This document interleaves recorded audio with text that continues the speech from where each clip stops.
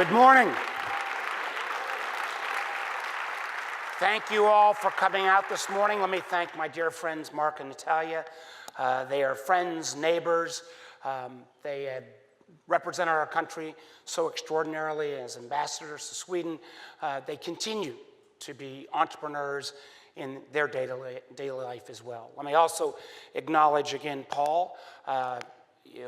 When Paul comes out a little bit later, there he is. Not only is Paul the founder of TomTom, but today is also his birthday. And just a word, this is my second TomTom. I think this is a remarkable event. As somebody who spent most of my career both on the business side and on the public policy side, trying to be entrepreneurial, the notion of TomTom to become, in effect, the East Coast version of South by Southwest or Burning Man or whatever analogy you want to make, I think has a huge, huge potential. And as I told Paul earlier this morning, count me in on anything I can do to make sure that in future years, TomTom will continue to attract some of the country, and for that matter, the world's best and brightest to come to this remarkable community, Charlottesville, and tell their stories. So congratulations again. So today's Founders Day, and I want to give you a little bit of my background and maybe a little bit about what I've done right, and more importantly, probably a little bit more about what I've done wrong. Mark gave me that nice introduction, and generally speaking, when you have people come out, and you hear the kind of prepared introductions, it always appears that people kind of like started here and their line is a straight line up through their life. I got to tell you, in terms of my life, and I think most people that I know, that is not the case. I actually grew up around the country. I was born in Indiana, grew up a little bit in Illinois and Connecticut. These were not things I emphasized when I ran for governor of Virginia, of course.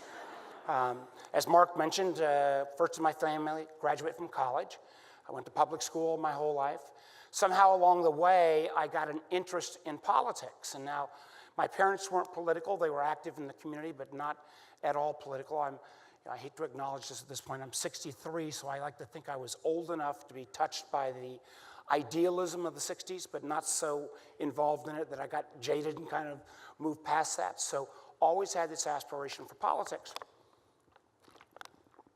Went to George Washington University and thought it was really cool, and I got this great job in my freshman year of college working on Capitol Hill. And it was a real experience. I would ride my bike, and I had this was in the mid-'70s, this nasty green leisure suit that was polyester, by the way.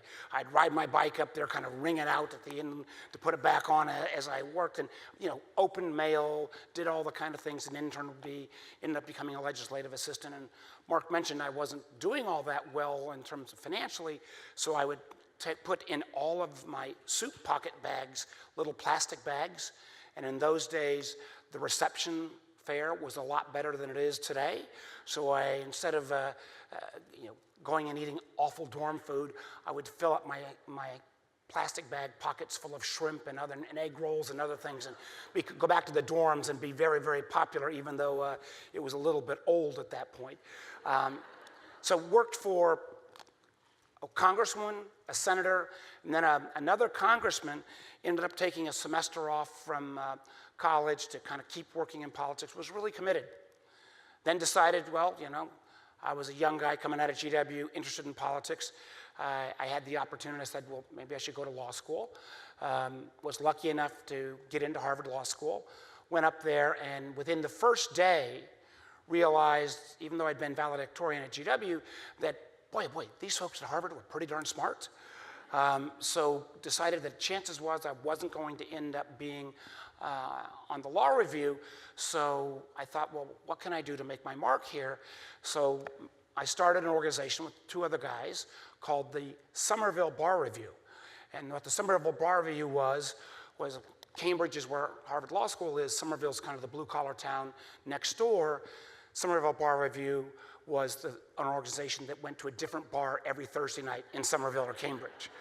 And it ended up, to its credit, becoming the largest organization at Harvard Law School. But even there, again, stories are things of kind of one step forward, one step back. I did fine at law school, but fairly quickly realized I didn't want to be a lawyer. This was the salad days of law. Anybody who went to Harvard Law School got gazillions of offers. So I decided I would try to practice, try out that career. One summer, split between 2 law firms, and I was incredibly unique for my Harvard Law School class of 1980. I was the only guy that didn't get an offer from either place I worked as a summer associate. Now, one place I didn't, for those of you who might be lawyers in the room, I did this long brief and didn't understand what was called shepherdizing, which means you got to make sure your cases you're citing are not overturned. The other firm, I maybe realized that corporate law was not going to be my thing. There was about 25 summer associates. I was a bit more radical then. I said, we shouldn't sell out. We shouldn't go work for corporate law. We need to go, change the world. And literally the next day, a senior partner had called me in because one of the other summer associates had ratted me out. So it was an interesting experience. I made incredibly great friends at law school. Many of those friends are still the most important people in my life. But again, as in anything that's been part of my life, it's been some level of success, but also failure. And not getting the job offers from the summer associates was actually one of the great blessings of my life. I ended up instead deciding after law school that I was going to go ahead and pursue politics. I came down to Washington, D.C., and tried like heck to get a job. Finally got a job at the Democratic National Committee for the right big salary of $18,000 a year doing fundraising. Went back to law school, graduated, came back down, to start my very first day as a fully educated, graduated lawyer, starting my career. And I came into the office and my desk was gone, my chair was gone. In the week that I'd been there, somebody had come in and completely taken over the fundraising division of the Democratic National Committee, and I had to start from scratch all over again.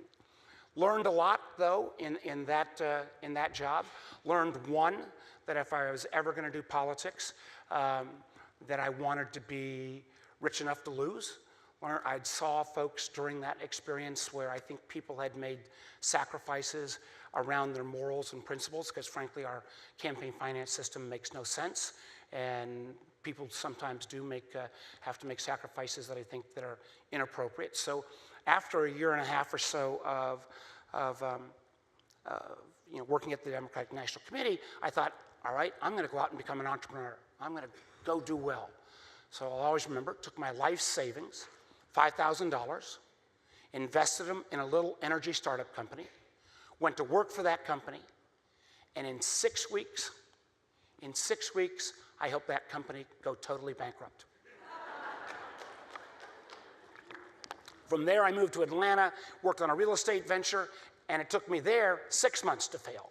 So here I was, $15,000 in debt from student loans, had 2 business failures under my belt. I was, candidly, as Mark mentioned, kind of sleeping on friends' couches and living out of the backseat of my car. But one of the things that is uniquely American is I got another shot. And let me acknowledge at the front end that if I had not been a white man with the appropriate education, I'm not sure I would have got a 3rd shot, or even a 2nd shot, or for that matter, even a 1st shot. And one of the things I think we all, if we're going to keep America's secret sauce, we've got to make sure that no matter where you come from, what you look like, who you love, that everybody in this country ought to get that at least equal opportunity and fair shot. So my 3rd venture, now this is 1982, there were some friends of mine who told me about this crazy new idea called cell phones. So I said, that makes sense to me, and I read up a little bit about it, raised a little money, went to all my law school classmates and said, guys, there's this great new technology coming around called cell phones. You ought to invest. Every one of them said to me, Warner, you are so crazy. Get a real job. Who's going to want a car telephone? They're all still practicing law. And I was fortunate enough to get in on the very early days of the wireless industry, co-founded a company called Nextel, became a venture capitalist. And again, in that venue, one of the things I was proudest of in my business career, we had a series of successes. We went from wireless communications to overall communications, to equipment, to building networks. And I had 4 other partners. We call ourselves Columbia Capital, and including Jim Murray, who lives here in Charlottesville. And we had a partnership for about a decade where we were extraordinarily lucky and successful and split lots and lots of money amongst us and never, ever had a contract between the 5 of us. It all was operated on a handshake. And if there's one thing I always try to tell and encourage young entrepreneurs is that no matter how good you are or you think you are, chances are you can't do it alone. I've never, ever met or invested in a single business plan that's ever met its original business plan. The entrepreneurs that are successful are those who are willing to kind of weave and bob a little bit as circumstances and situations change, and no one can do it alone. We think about Mark Zuckerberg, you think about Bill Gates, you think about any of the iconic great American companies. All of those founders had partners. And one of the things that I think if you're aspiring to be an entrepreneur, if you're aspiring to be a founder, you're never going to hit all your marks. So the idea of living that experience with someone else that can complement your skills was one of the most important lessons I ever learned. Now, after some success in business in the mid-90s, I thought, well, I'd gotten to that stage in my life where I'd been more successful financially than I ever could have imagined. And I kind of went into business in the first place because I thought, well, I might want to come back to politics at some point, and I needed to have a financial base so I wouldn't put my family through the stress if things didn't work out in a campaign. So mid-90s, I thought, let me go ahead and try to be an entrepreneur again and go ahead and run for politics. Now, I kind of was a little crazy because I had not run for anything. I'd been active in the business community. So I decided, and at this point it was really hard for Democrats. The state was very Republican. I decided I would skip all the early steps and immediately run for US Senate against John Warner, which managed to confuse the hell out of everybody since it was Warner versus Warner in this race. We always will remember one of the things that was probably one of the great takeaways from that campaign. I've told this story a few times before, was here I was the young technology upstart running against the established, beloved U.S. senator, trying very hard. Everybody thought I was not going to win, but what we did have is we had a bumper strip that I thought was pretty cool called "Mark, Not John." And I'll always remember one day down in Danville, getting out campaigning, somebody saw the bumper strip and said, "Excuse me, sir, is that a biblical reference?" Well, there was no divine intervention at that point. John Warner won. But again, just like when I was in business and it failed, and those failures gave me a better grounding when I was then able to come back and have some success in business, that failure ended up being, of losing an election, ended up becoming, in a way, the single best learning experience I ever had in politics. One, it taught me how to run against somebody who had a remarkable class. John Warner was and is a remarkable public servant and someone who, after a campaign and after you run against somebody, you always have a little bit, brush up. He and I became great friends, and one of the proudest things in my public life was the fact that in 2014, when I ran for re-election, even though he's a Republican, I'm a Democrat, he publicly supported me and went around the state and campaigned for me. So I wouldn't have had that opportunity if I hadn't, frankly, run and lost to build that relationship. A few years after that, I decided I would go ahead and take a chance again, ran for governor, and was lucky enough to win. Now, lucky enough to win until I found out that the previous governor, who had said that we only had a $400 million shortfall, I got in and took a look at the books, and it was a $6 billion shortfall. My immediate reaction was, is it too late for a recount? And in that first year, I was very proud. Mark made mention of the fact that Virginia earned an enormous amount of accolades during my tenure. And again, at that point, I was a Democrat. I am a Democrat, and the General Assembly was 2-1 Republican. And in the first year, I literally got beat on every initiative I tried. I tried a transportation initiative. I tried an initiative on the environment. I got beat on each of them. This was the time I got tested in ways that I could have never, ever expected. Many of you may remember the sniper incidents, and how do you go about that level of terror around a state? We had bird flu. We had hurricanes. I felt like the scourge of God was hitting Virginia during that first year and a half. But again, I tried to learn from those losing experiences. And by the time the last couple of years came around, I ended up kind of finding my footing, and we were able to put together a series of successful wins, particularly around fixing Virginia's economy, and Virginia earned a lot of accolades. But again, there was a loss before there was success. Now, came to the Senate and thought, oh gosh, I can do exactly the same thing. Not been so easy in the United States Senate to try to build those same kind of coalitions.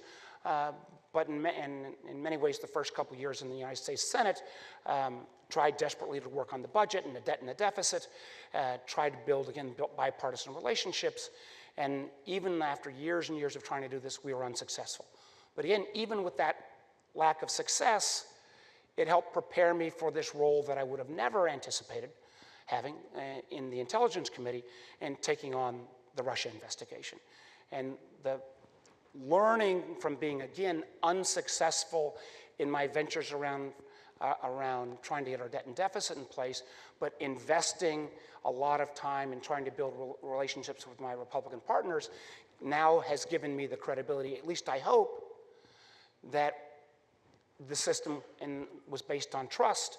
And that trust now, as we try to go through this very, very challenging time and difficult time for our country, says most of my colleagues believe that I'm trying to do the right thing and get to the truth. So if there was one important message on the front end I want to give to everybody is, particularly as a founders and want to be entrepreneurs, want to be politicians, and whatever you want to do in life, you've got to be willing to take chances, and you've got to be willing to take risks. And chances are you're going to have a failure along the way. And one of the things I think we wrestle with right now in public policy is, how do we make sure, because the incidence, the Kauffman Foundation, one of the sponsors, the incidence of entrepreneurship in Virginia and America, unfortunately, has been declining dramatically.